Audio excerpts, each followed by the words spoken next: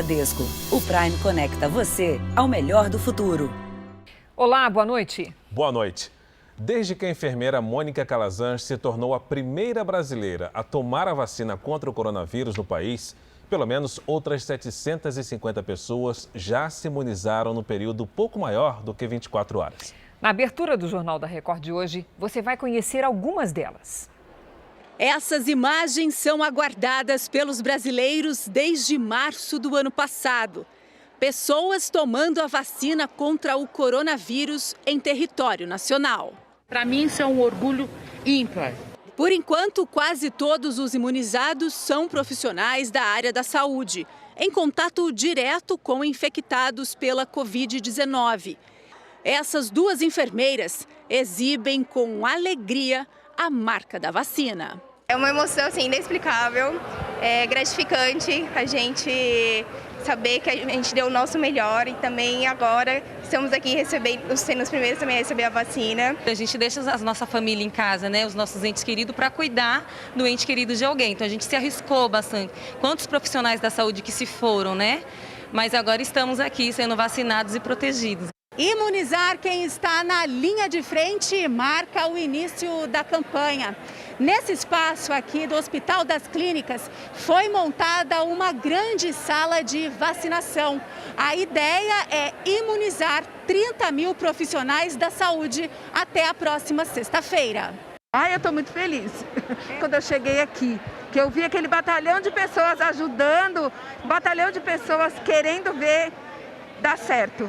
Eles vão receber 2 doses da vacina com um intervalo de 21 dias entre as aplicações. É uma emoção muito grande. Nós estamos há 10 meses nessa luta, as pessoas estavam sem perspectiva da saúde, vendo uma segunda onda chegando. Guilherme recebeu a primeira dose, mas lembra que ainda é preciso tomar cuidados. A vacina induz a formação de defesas contra o vírus, mas isso demora semanas. Uma sensação de alívio, né, e um pouco de esperança também. E aguardar que todo mundo consiga receber a vacina o mais rápido possível, né? Esse pediatra também foi um dos primeiros a tomar a vacina. E nos próximos dias vai vacinar os colegas.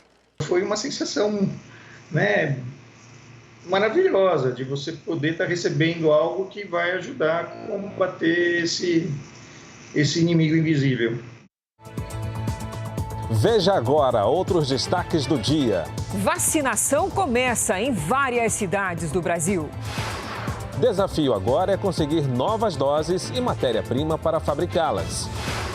Documento teria alertado o Ministério da Saúde sobre colapso no Amazonas 10 dias antes da crise.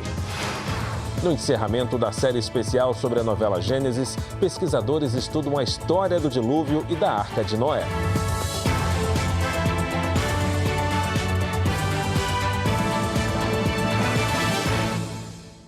Oferecimento Bradesco, o Prime conecta você ao melhor do futuro.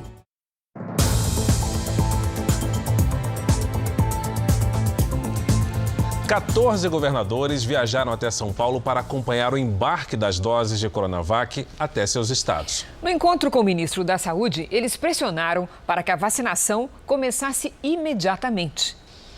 Os lotes com doses da vacina do Butantan em parceria com o laboratório chinês Sinovac começaram a ser distribuídos logo cedo.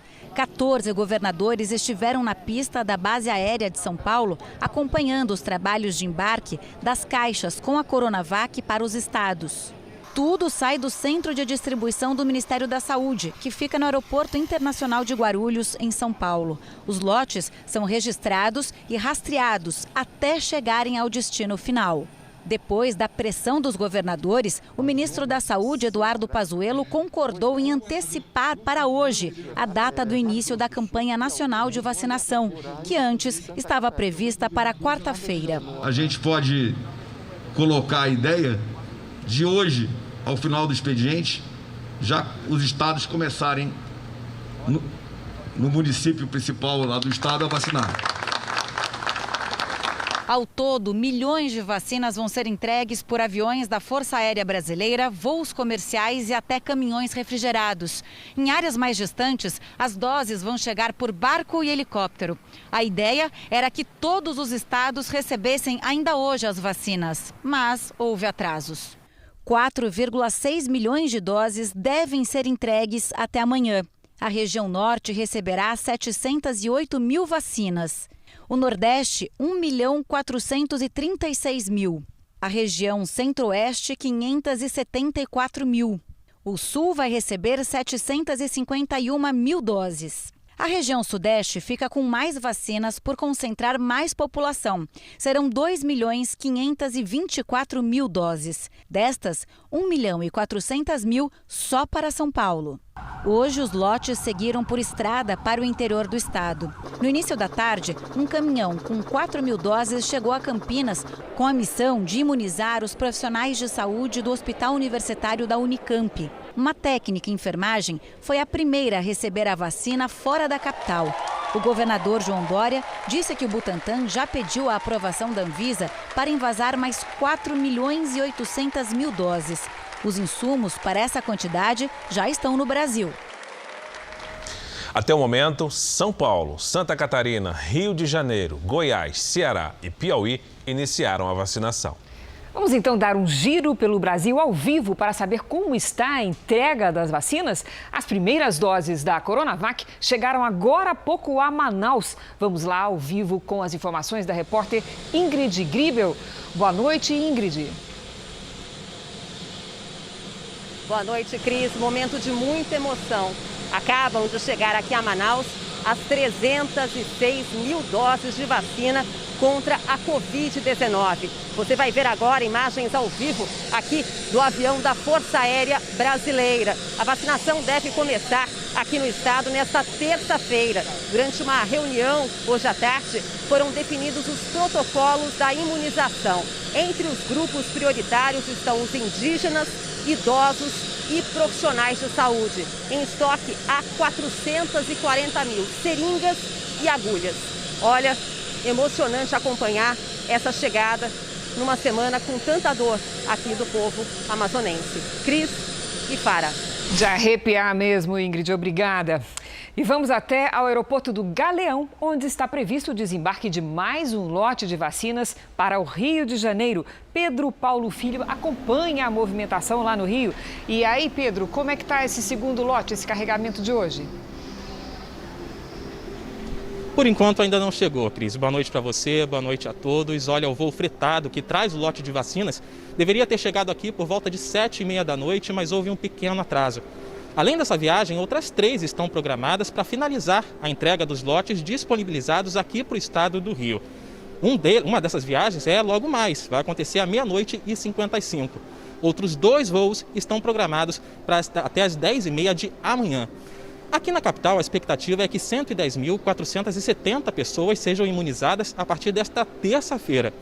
Esse Plano Nacional de Imunização está respeitando aí os grupos em prioridade. Esse grupo de amanhã vai ser até o próximo sábado que vai ser contemplado pela vacina. Cris.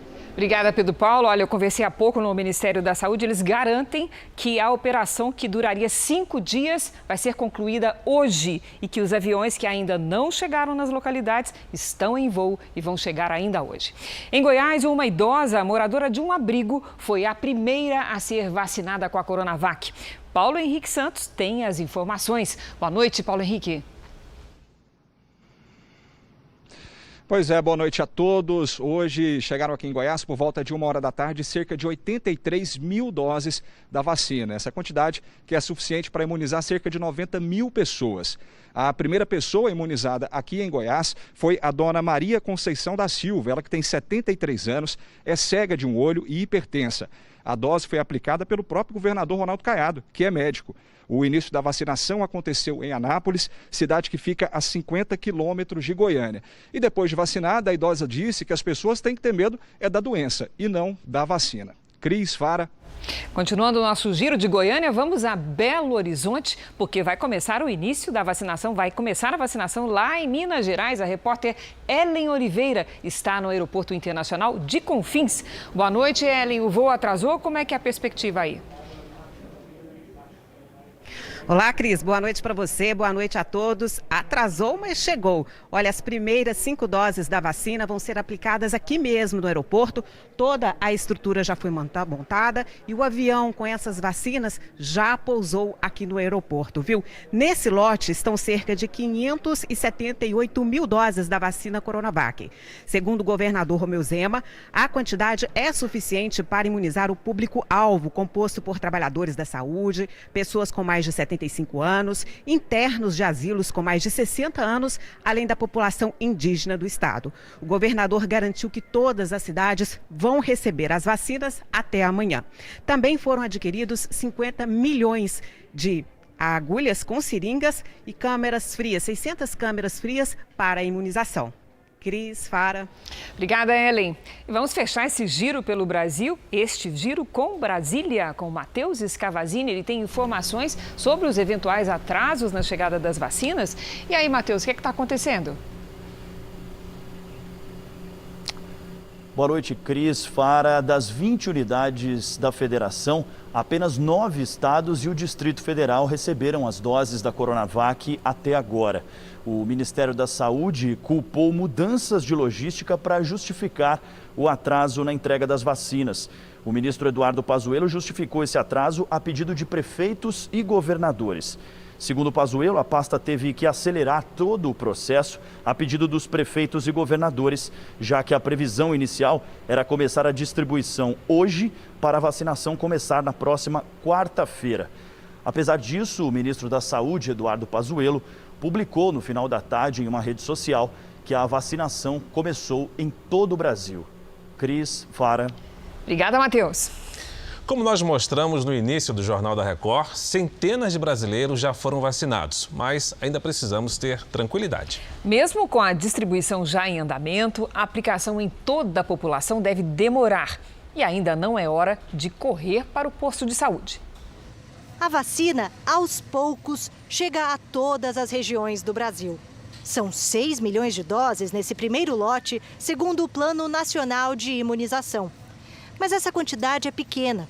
Como o governo federal ainda não informou quais trabalhadores da saúde serão imunizados primeiro, cabe aos estados e municípios fazer essa seleção. O correto é que sejam vacinadas 3 milhões de pessoas. E dentro do grupo prioritário, vamos eleger prioridades e, neste momento, as prioridades estão sendo escolhidas pela profissão. Segundo um levantamento de uma rede que engloba diversas instituições de saúde, existem hoje 5 milhões de profissionais nessa área em todo o país. Os que trabalham em hospitais, serviços de emergência e UTIs são os mais expostos. A cidade de São Paulo começou ontem a imunizar os enfermeiros que vão aplicar a vacina nos próprios colegas do Hospital das Clínicas. Hoje, outros 5 hospitais estaduais receberam doses que também vão para esses profissionais. Ainda não é hora de procurar um posto de saúde, mas para agilizar a campanha de imunização, os moradores do estado de São Paulo já podem se cadastrar nesse site aqui. É um pré-cadastro que vai funcionar para o momento da vacinação. Todos podem se inscrever, mas por enquanto a prioridade é dos trabalhadores da saúde e dos indígenas. Os que não estiverem em um desses grupos vão ter que esperar mais um pouco. O pré-cadastro, ele não é um agendamento, mas vai garantir um atendimento mais rápido nos locais de vacinação e evitar a formação de aglomerações. É importante que a gente acredite na nossa agência e quando chegar a sua vez de vacinar, que você ofereça o seu braço para vacinação.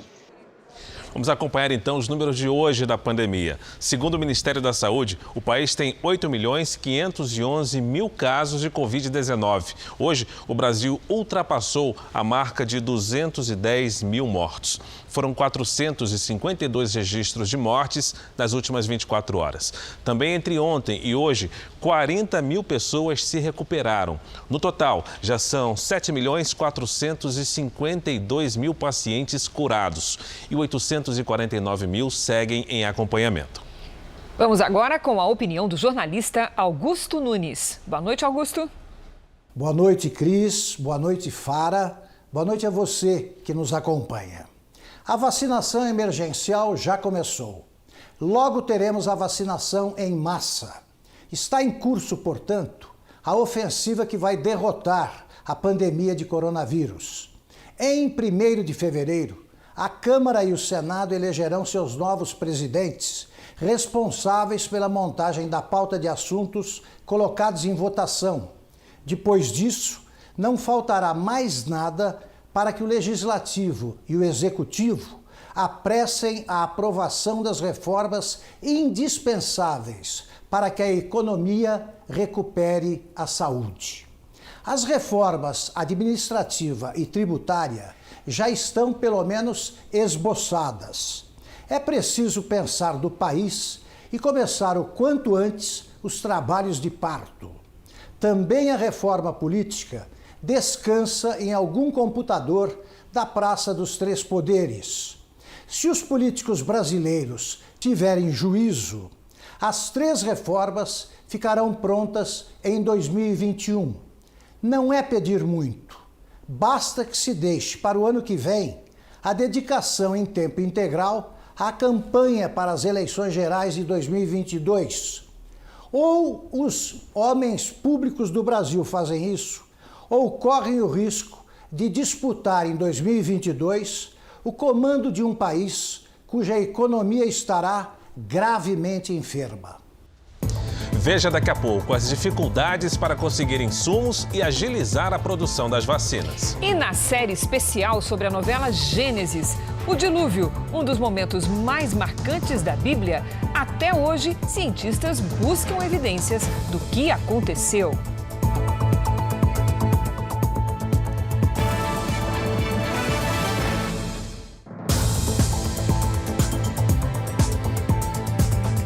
O presidente Bolsonaro se manifestou hoje pela primeira vez sobre a aprovação das vacinas pela Anvisa.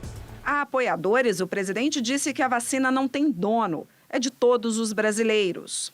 A Anvisa aprovou, não tem que discutir mais. Agora, havendo disponibilidade no mercado, a gente vai comprar e vai atrás de contrato que fizemos também, que era para ter chegado a vacina aqui. Então está liberada a aplicação no Brasil. E a vacina é do Brasil, tá? Não é de nenhum governador, não, é do Brasil. A declaração marca uma mudança de posição do presidente. Em outubro, ele chegou a suspender um acordo do Ministério da Saúde com o Butantan para comprar 46 milhões de doses da Coronavac.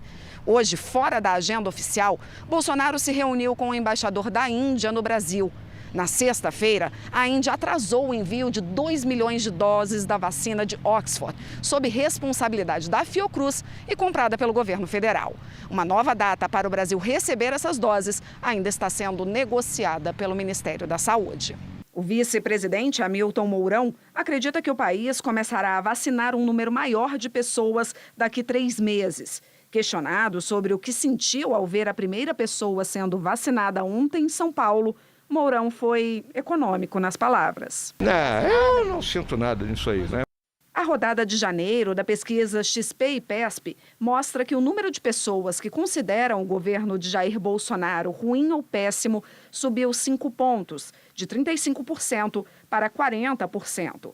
Por outro lado, os que acham o governo ótimo ou bom caiu de 38% para 32%.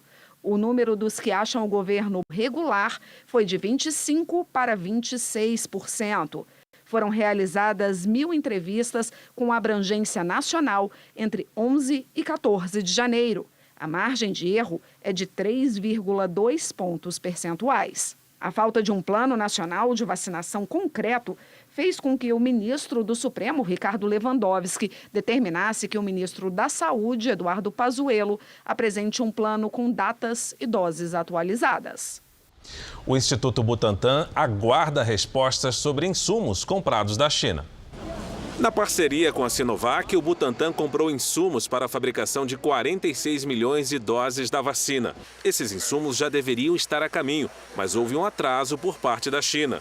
Hoje, durante a vacinação no interior do estado, o governador de São Paulo, João Dória, disse que o Instituto já enviou nova solicitação para saber quando a matéria-prima chegará ao Brasil. Em relação à China, o Instituto Butantan já fez uma solicitação, renovou hoje a solicitação para a agilidade na destinação dos outros insumos. Nós compramos 46 milhões de doses da vacina. Vamos aguardar até quarta-feira pela manhã, dada a diferença do fuso horário com a China, para ter esta confirmação. Olha, o Brasil está dando a largada na campanha com um número bem pequeno de doses, 8 milhões. Há mais 46 milhões contratadas para daqui a 3 meses. A estimativa é de que seriam necessárias 300 milhões de doses para vacinar 2 vezes uma ampla faixa da população brasileira e criar uma verdadeira barreira imunológica segura.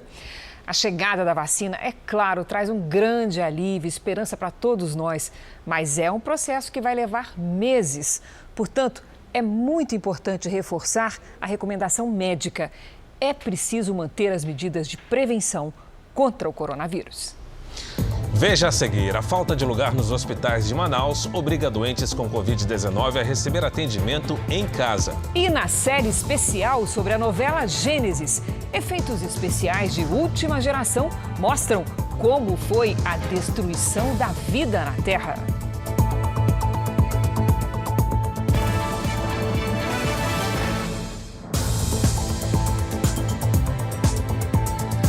O ministro da Saúde negou hoje que o governo soubesse da iminente falta de oxigênio em Manaus 10 dias antes da crise. A situação na capital amazonense foi normalizada, mas os hospitais continuam lotados. Por isso, muita gente está se tratando em casa, porque passou sufoco nos dias em que não havia oxigênio na cidade. Se não há vaga no hospital, a cama de casa vira leito. O cilindro que mantém viva a Dona Maria estava prestes a ficar vazio. Restavam 5 minutos. Ela já ia morrendo, porque se não fosse por causa do cilindro, aí ia chegar a óbito, a falecer. Voluntários correram para ajudar. De última hora aqui. O traje especial tem motivo para evitar possibilidade de risco. Hoje, a missão é perigosa. Por causa da superlotação em hospitais e unidades de saúde de todo o Amazonas, muitas famílias estão tratando os pacientes contaminados com o coronavírus em casa. E esta é uma das residências. É a casa da família Nizama. Eles são peruanos e aqui mora um senhor que está sendo cuidado pelo próprio filho. Sentes dolor? E se ele piorar de repente, como é que você vai fazer? Se ele chegar a piorar quando eu estiver trabalhando, ainda não pensei nessa possibilidade, porém eu acredito que seria muito desesperador para mim. Christian trabalha em 2 hospitais de Manaus. Carrega pacientes de maca. Em casa, tenta salvar a vida de quem ama.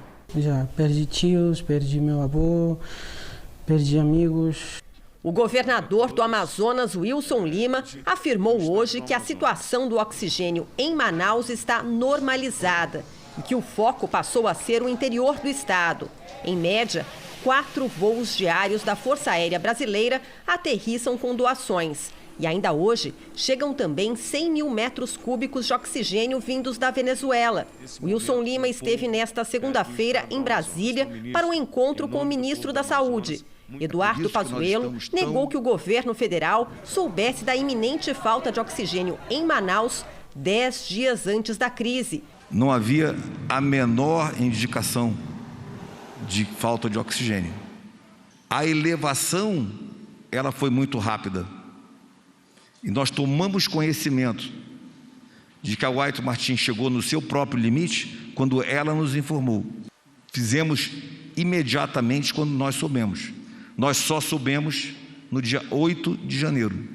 Quando nós chegamos lá no dia 4, o problema não era oxigênio, o problema era estrutura de leitos, estrutura de apoio, quantidade de pessoas, fila.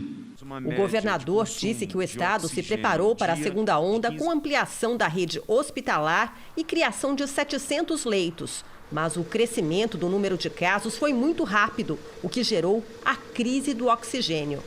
Para vocês terem ideia, no primeiro pico da pandemia, ali no mês de maio, nós tínhamos uma média de consumo de oxigênio dia de 15 mil metros cúbicos.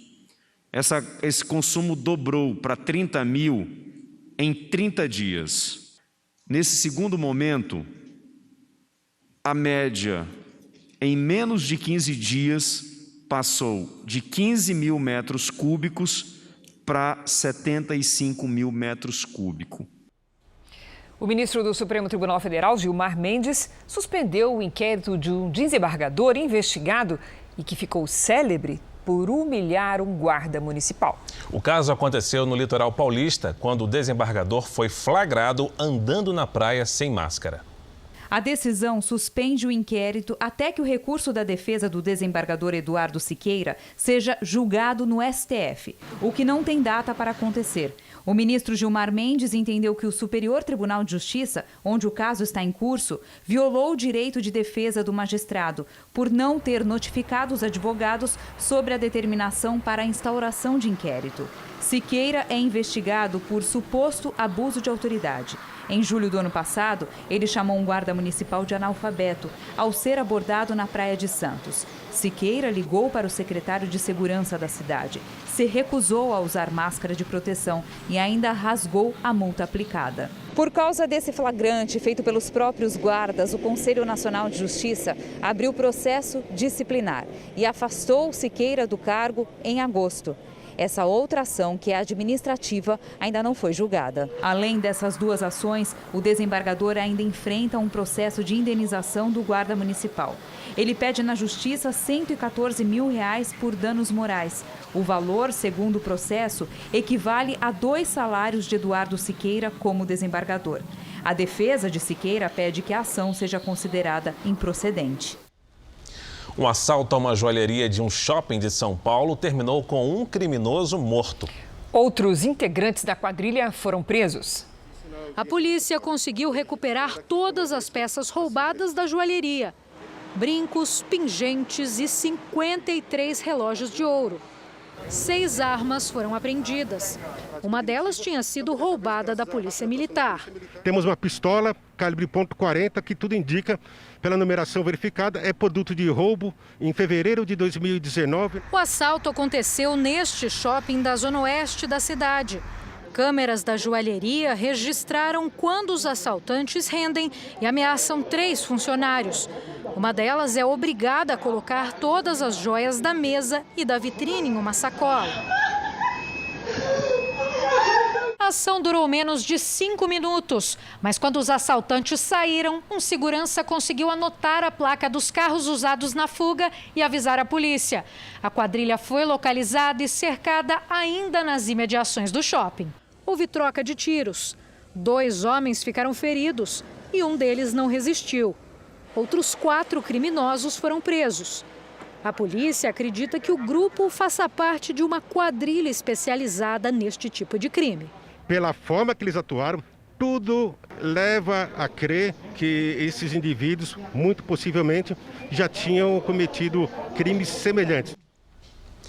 O Supremo Tribunal Federal negou o pedido do prefeito do Rio, Eduardo Paes, e do ex-deputado federal Pedro Paulo Carvalho, que é o atual secretário de Fazenda e Planejamento da cidade, para que uma investigação sobre depósitos realizados em conta no exterior permanecesse na Justiça Eleitoral. A decisão foi do ministro Marco Aurélio Mello. Com isso, o inquérito instaurado para apurar a suposta prática de crimes de corrupção ativa e passiva, lavagem de dinheiro, evasão de divisas e falsidade ideológica eleitoral seguirá na Justiça Federal. A investigação foi baseada na delação de executivos do Grupo Odebrecht. Nossa produção entrou em contato com a assessoria do prefeito Eduardo Paes, que até o momento não retornou. Vamos à previsão do tempo? Cidades do Maranhão registraram metade da chuva para janeiro em menos de 24 horas. Enquanto lá no Rio Grande do Sul acontece o contrário. O estado sofre com a estiagem. O que será que tem provocado essa diferença tão grande de paisagens pelo Brasil? Vamos saber com a Lidiane Sayuri. Boa noite, Lid. Oi, Cris. Boa noite para você, para quem nos acompanha. Basicamente são as correntes de vento. O encontro de ventos dos dois hemisférios forma nuvens carregadas do Amapá até o Nordeste. Na região sul, é uma frente fria que provoca chuva só de Santa Catarina para cima. Isso porque o Sudeste e o Centro-Oeste passam por uma situação conhecida por pré-frontal, o momento que antecede a chegada da frente fria. Os ventos quentes, então, do norte ganham força e as temperaturas sobem. Hoje, por exemplo, o Rio de Janeiro teve sensação térmica de 41 graus. Mais cedo, o tempo virou em Curitiba, no Paraná. 1 hora de chuva forte destelhou imóveis, derrubou árvores e provocou alagamentos. Esses transtornos podem se repetir nesta terça, no Paraná, em São Paulo, Mato Grosso do Sul e Goiás. Tempo firme mesmo apenas no interior gaúcho e do norte do Rio até o interior da Bahia. No norte, os temporais apertam, em Rondônia, no Acre e também no Amazonas. No Rio de Janeiro, faz até 39 graus antes dos temporais à tarde. No Recife e em Manaus, chuva, sol e 28 graus. Em São Paulo, a máxima também chega aos 28. Cris, obrigada, Lid. Até amanhã. Vamos falar de política? Contra a vontade do presidente da Câmara, Rodrigo Maia, a mesa diretora da Casa decidiu que a eleição para a presidência vai ser em 1º de fevereiro, de forma presencial. O Solidariedade, que negociava apoio à candidatura de Arthur Lira, do PP, mudou de lado e anunciou hoje que está com Baleia Rossi, do MDB. O partido justificou a escolha em nota. Argumenta que é fundamental defender a democracia e garantir autonomia nas decisões do Congresso. O Solidariedade, que estava mais próximo da outra candidatura, fez um movimento político extremamente significativo e se junta agora aos 11 partidos do nosso bloco para ampliar ainda mais essa frente que significa a nossa candidatura, da independência da Câmara, da defesa da democracia. Agora são 12 partidos em apoio ao MDBista, que tem como principal fiador o atual presidente da Câmara, Rodrigo Maia. A aliança em torno de Baleia Rossi reúne 274 deputados, 17 votos a mais do que o necessário para vencer a disputa. O principal adversário é Arthur Lira, do PP, que tem o apoio do Palácio do Planalto e de 9 legendas. Hoje, garantiu o apoio do PTB. Lira, que esteve hoje em Porto Alegre, aposta nas dissidências internas entre os aliados de Baleia Rossi. Nos cálculos do grupo, seriam mais de 300 votos já garantidos, contando, por exemplo, com parlamentares do DEM ao PSB. Em Brasília, o deputado busca evitar que a disputa se torne um plebiscito entre Jair Bolsonaro e Rodrigo Maia. A gente tente ao máximo separar uma eleição administrativa da Câmara de interferências externas. A grande diferença de uma chapa para outra, que os deputados já entenderam, é que nós cumprimos compromisso, honramos palavra e seremos a Câmara do coletivo, a Câmara da previsibilidade, a Câmara da proporcionalidade, a Câmara do nós. Um exemplo das disputas que ocorrem dentro dos partidos é o PSL. 32 dos 53 deputados registraram apoio a Lira, mas a legenda contesta o documento, porque 17 desses parlamentares estão suspensos das atividades partidárias. O caso foi parar na mesa diretora, que também está dividida. Maia suspendeu qualquer decisão sobre o assunto ao conceder vistas do relatório ao segundo vice-presidente da Casa, Luciano Bivar, que preside o PSL e busca manter o apoio do partido, a Baleia Rossi. A decisão foi criticada pelo vice-presidente da Câmara, que apoia a candidatura de Arthur Lira. Em havendo urgência na matéria, não há que se conceder vista por 2 sessões. O presidente solenemente ignorou o artigo 57.16 do Regimento Interno e concedeu vistas coletivas por 2 sessões. Então há nitidamente um cerceamento do exercício dos membros da mesa e em atropelo, interpretando o regimento da forma que ele melhor lhe entende. Ele tem que entender que ele é um membro da mesa, não é o dono da mesa.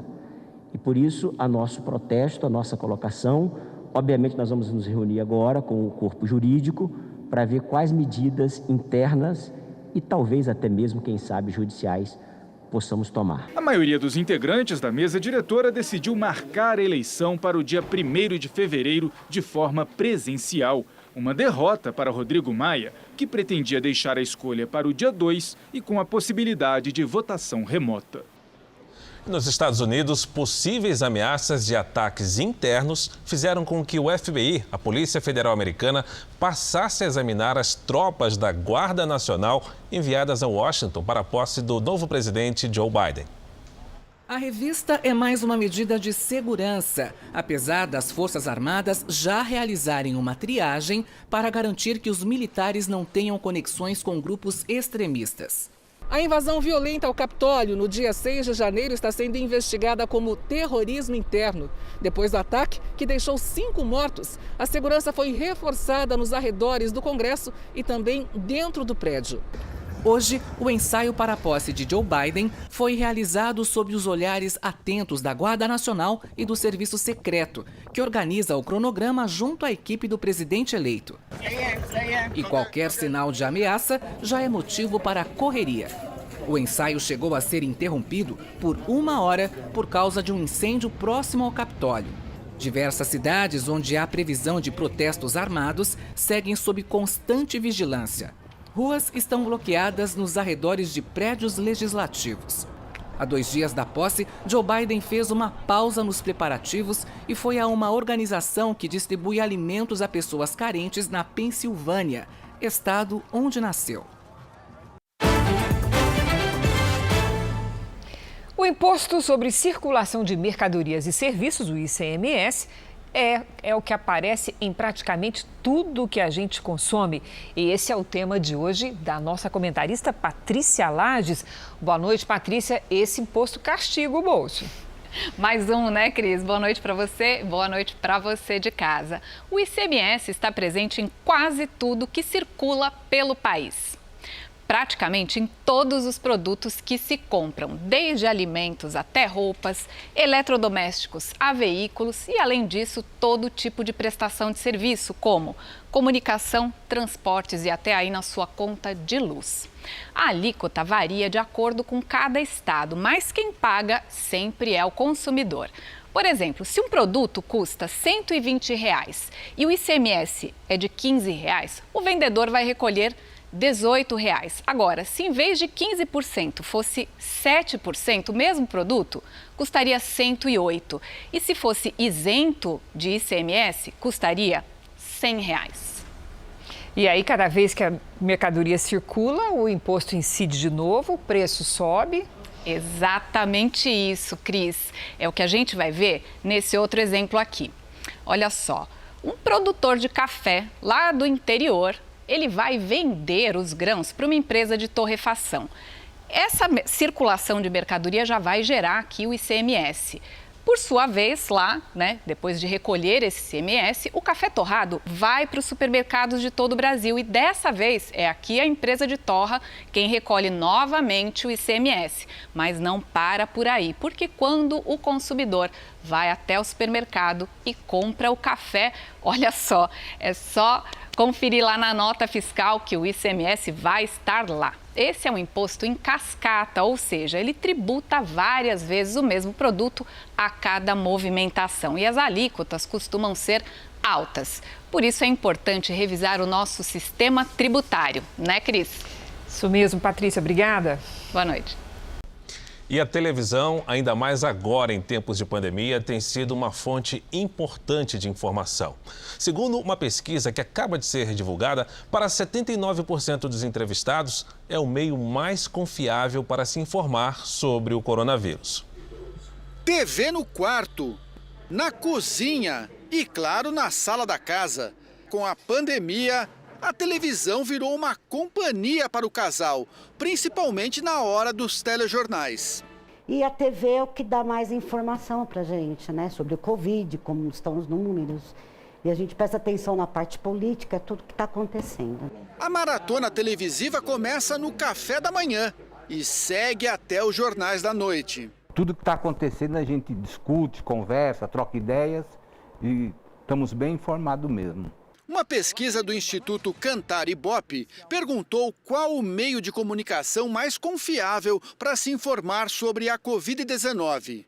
79% dos entrevistados responderam que é a televisão e 77% apontaram os telejornais como a principal fonte de informação a respeito da doença. A credibilidade da TV num momento de crise e risco à saúde pública se refletiu no tempo diante da tela.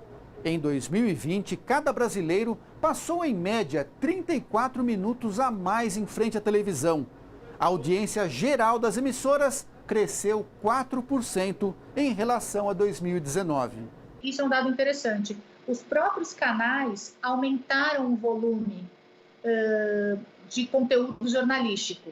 Então, a gente tem um aumento de 13% no número de programas jornalísticos. Então, a gente também percebe o interesse das próprias emissoras em falarem mais sobre notícias. Mesmo cercado por sites e redes sociais, o brasileiro, na hora do susto, procurou refúgio na televisão. A TV ela precisa de uma apuração muito maior.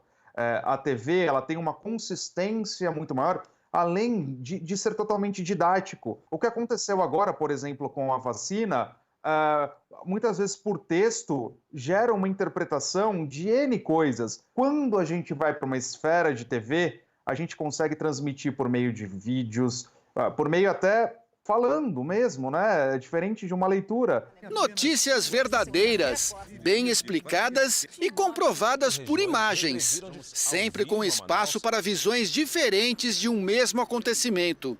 Uma receita que já dura mais de 70 anos e continua válida como nunca. O Rio de Janeiro vai receber 487 mil doses da vacina contra a Covid-19. Hoje, 2 moradoras foram imunizadas de frente para uma paisagem da cidade.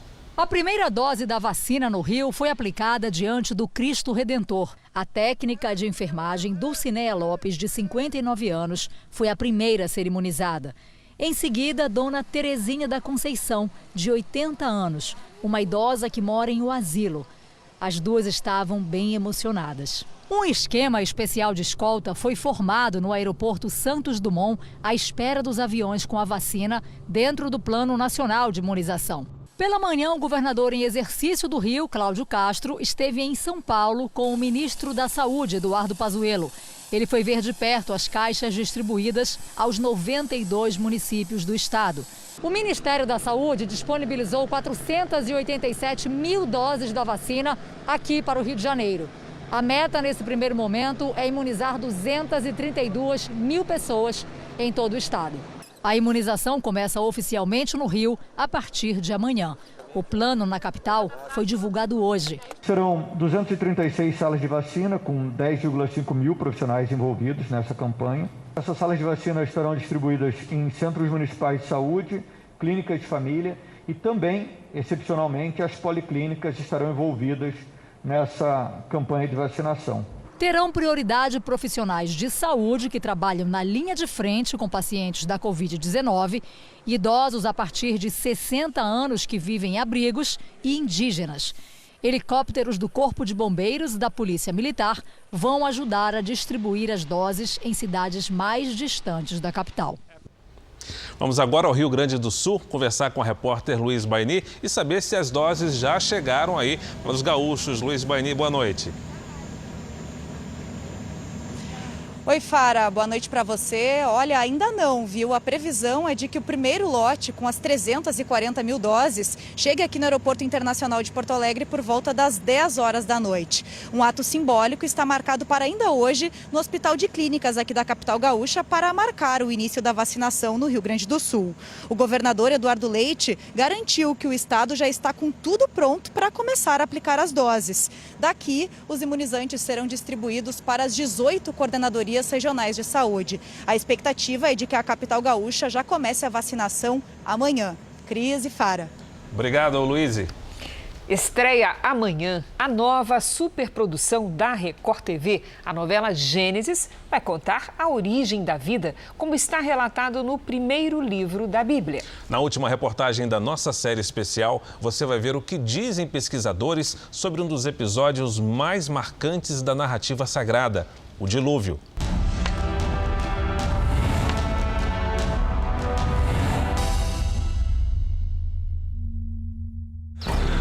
Obrigado, Senhor. Obrigado. Porque estou para derramar águas em dilúvio sobre a terra, para consumir toda a carne que há fôlego de vida debaixo dos céus. Tudo que há na terra perecerá. Contigo, porém, estabelecerei a minha aliança. Entrarás na arca, tu e teus filhos e tua mulher, e as mulheres de teus filhos. De tudo que vive, de toda a carne, 2 de cada espécie, macho e fêmea, farás entrar na arca, para os conservares vivos contigo. Estas foram as palavras de Deus a Noé, um anúncio sobre o que estava por vir. Com o dilúvio se aproximando, a necessidade da construção da arca para a preservação da vida. Que terminamos? Sim, terminamos, Senhor. Terminamos! São histórias que fazem parte da novela Gênesis, a nova superprodução da Record TV. Olhem como entram na arca. A figura de Noé, um dos nomes mais importantes da Bíblia Sagrada, será interpretada em 2 momentos. Na fase jovem, pelo ator Bruno Guedes. O mundo vai acabar. Pediu que eu construísse uma arca. Na fase adulta, o homem chamado por Deus para perpetuar a vida durante o dilúvio terá Oscar Magrini como intérprete. Todo mundo fala, não, Noé é o homem que levou os bichinhos para a arca. Não, muito mais que isso. Aos olhos de Deus, era o único homem justo aos olhos de Deus. Então ele permitiu que ele, a esposa, os filhos e as noras repovoassem tudo, porque Deus não se arrependeu da criação, assim, se entristeceu com a criação, que foram os homens, pela perversidade, pela maldade, por tudo de ruim que estava acontecendo. Oscar Magrini conta que ficou impressionado com a estrutura montada para reproduzir as histórias de Gênesis. A arca, por exemplo, tem 30 metros de altura. As cenas do dilúvio são mesmo impactantes. Efeitos especiais de última geração mostram como foi a destruição da vida na Terra pelas águas enviadas por Deus. E a esperança e a fé dos que ficaram dentro da arca. O dilúvio é um dos momentos mais marcantes do texto bíblico, uma catástrofe intrigante. Cientistas no mundo todo buscam até hoje evidências do que aconteceu. Na Inglaterra, pesquisadores do curso de Física da Universidade de Leicester usaram dados dos relatos bíblicos para entender o funcionamento da arca. A dúvida era se ela poderia flutuar com tanto peso. O primeiro passo analisado foi quanto ao tamanho. Eles concluíram que a embarcação tinha cerca de 150 metros de comprimento, por 24 de largura e quase 15 de altura. Vazia, a arca pesaria 1.200 toneladas. Com base nessas pesquisas, os estudantes concluíram que a arca poderia levar 51 milhões de quilos, ou seja, ela poderia ter carregado um casal de cada espécie animal existente na época de Noé. Os físicos foram claros: o projeto da arca descrito na Bíblia funciona.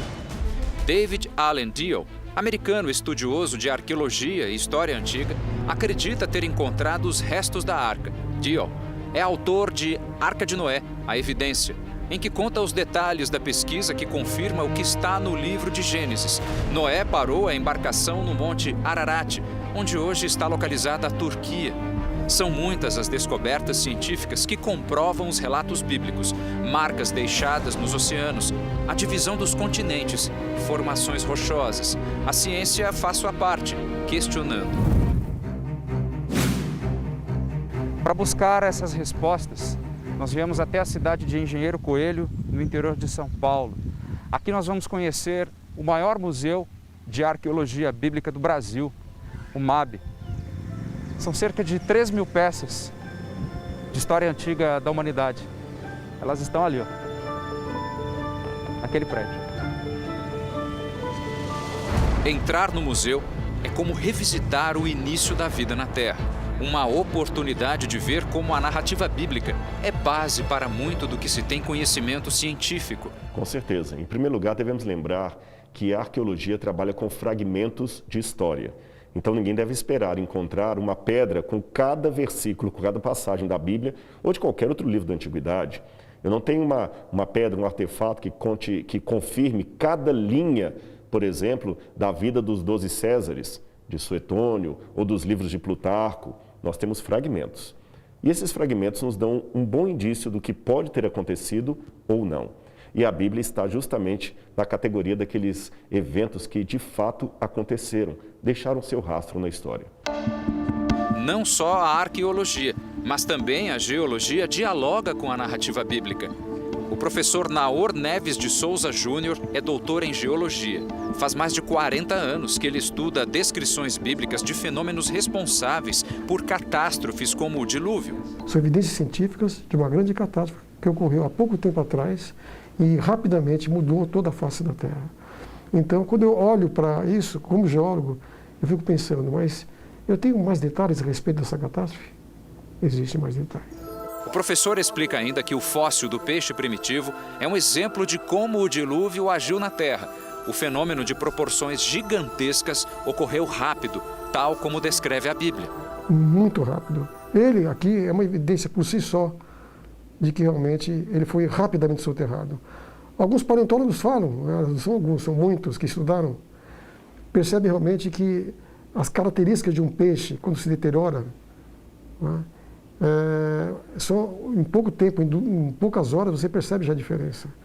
Esses não têm essa característica. Outra coisa, alguns peixes, alguns fósseis de dinossauros, inclusive, foram encontrados com matéria orgânica preservada, não fossilizada.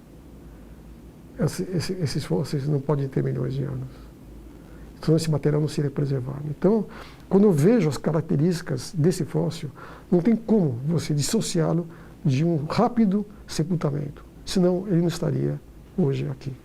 Vendo o que diz a ciência, é inevitável refletir sobre o sentimento e a força de Noé ao receber um chamado de Deus para salvar a vida na Terra. De onde viemos? Por que fomos criados?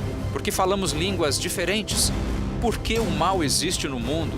Todo ser humano tem por natureza a curiosidade de saber onde tudo começou, como foi, por quê. A superprodução bíblica Gênesis vai ajudar a entender. Fique ligado, Gênesis estreia amanhã aqui na Record TV. Então, acesse o r7.com e confira como são criados os cenários e os efeitos especiais da novela Gênesis. Jornal da Record termina aqui. A edição de hoje na íntegra e também a nossa versão em podcast estão no Play Plus e em todas as nossas plataformas digitais. E à 00:30 tem mais Jornal da Record. Você fica agora com o último capítulo da novela Amor Sem Igual. A gente se vê amanhã. Até lá! Boa noite, ótima semana e até amanhã.